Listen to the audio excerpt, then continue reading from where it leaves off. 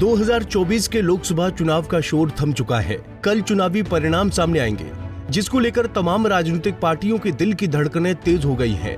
चुनाव के परिणाम का इंतजार सिर्फ देश के लोग ही नहीं, बल्कि पूरी दुनिया कर रही है। चुनावी नतीजे आने से एक दिन पहले चुनाव आयोग ने प्रेस कॉन्फ्रेंस की और कई सारे सवालों का जवाब दिया।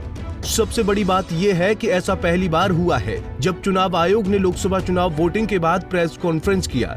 1952 से लेकर अब तक के किसी भी लोकसभा चुनाव के दौरान आयोग ने वोटिंग के बाद और रिजल्ट से पहले प्रेस कॉन्फ्रेंस नहीं की है। इससे पहले चुनाव आयोग ने 16 मार्च की प्रेस कॉन्फ्रेंस में लोकसभा और 4 विधानसभाओं की चुनाव तारीखों का ऐलान किया था। प्रेस कॉन्फ्रेंस के दौरान मुख्य चुनाव आयुक्त राजीव कुमार ने सोशल मीडिया ट्रोलिंग पर कहा कि हमें लापता जेंटलमैन कहा गया, लेकिन इसी दौरान देश में वोटिंग का वर्ल्ड रिकॉर्ड बन गया। ये हमारे लोकतंत्र की ताकत है। On social media now you will see various memes with the taglines that perhaps Lapata gentlemen are back. So we were never out, we were always here. We chose to interact with you through our press notes. This was first time that we have issued close to 100 press notes which has never been done ever. Advisories and all put together is total 100. So we have been interacting from behind the scene. मुख्य चुनाव आयुक्त राजीव कुमार ने कहा कि कल multi party meeting में हमसे कुछ मांगे रखी गई थी। हम सबको मानेंगे, हर राउंड का रिजल्ट डिस्प्ले होगा। प्रेस कॉन्फ्रेंस के दौरान मुख्य चुनाव आयुक्त राजीव कुमार ने कहा कि हमने 642 मिलियन मतदाताओं का विश्व रिकॉर्ड बनाया है। ये सभी G7 देशों के मतदाताओं का 1.5 गुना और EU के 27 देशों के मतदाताओं का 2.5 गुना है।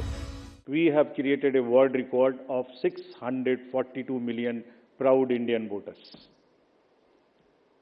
This is a historic moment for all of us, for the nation as a whole.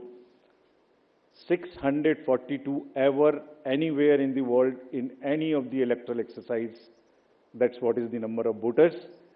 And this is, just to give you some small statistics, this is 1.5 times of the voters of all G7 countries. US, UK, France, Germany, Italy, Japan, Canada, all put together. We are comparing voters, not electors. And it is 2.5 times of the voters of 27 countries in the EU. That has been the incredible power of the voters of India. Jammu Kashmir में विधानसभा चुनाव को लेकर राजीव कुमार ने कहा कि जम्मू कश्मीर में बहुत जल्द चुनाव होंगे। हम इसकी प्रक्रिया जल्द शुरू करेंगे। और जो उन्होंने इच्छा दिखाई है उसको हम बहुत जल्दी पूरा करें कि वो अपनी गवर्नेंस अपने हाथों में लेके अपने से चुन के कर सकें। We will very soon start that process of assembly elections in J&K. We are very enthused. It is one of our most satisfying moment for all of us, for the entire nation, and especially for us in the commission, that we could kind of ensure this, and we will start that process very soon. कल ही India गठबंधन के नेता और BJP के नेताओं ने चुनाव आयोग से मुलाकात की थी। मुलाकात के दौरान कई सारी मांगे रखी गई। बहरहाल अब हर कोई 4 जून का बेसब्री से इंतजार कर रहा है। कल जनता जनार्दन ये तय करेगी कि देश का अगला प्रधानमंत्री कौन होगा। इंडिया वर्सेस एनडीए की लड़ाई में दिल्ली के सिंहासन पर किसका राज तिलक होगा।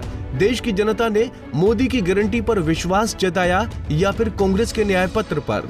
Bureau report, Punjab Kesari TV.